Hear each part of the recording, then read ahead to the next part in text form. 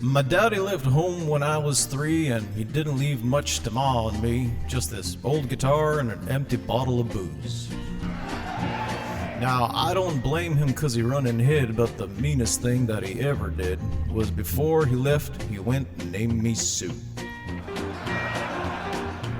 Well, he must have thought it was quite a joke, and it got a lot of laughs from lots of folk, and it seems I had to fight my whole way through. Some gal would giggle and I'd get red, and some guy would laugh and I'd bust his head. I tell ya, life ain't easy with a boy named Sue. Well, I grew up quick and I grew up mean. My fists got hard, my wits got keen. I'd roam from town to town to hide my shame. But I made a vow to the moon and stars that I'd search the honky-tonks and bars and kill that man who gave me that awful name. Well, it was Gatlinburg in mid-July, and I just hit town and my throat was dry. I thought I'd stop and have myself a brew. Had an old saloon on the street of mud. There at a table dealing stud sat the dirty, mangy dog that named me Sue.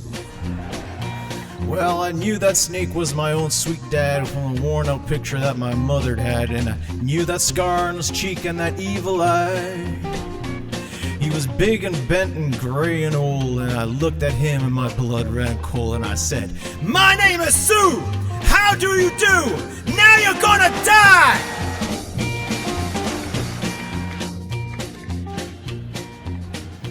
Well, I hit him hard right between the eyes and he went down, but to my surprise, he came up with a knife and cut off a piece of my ear.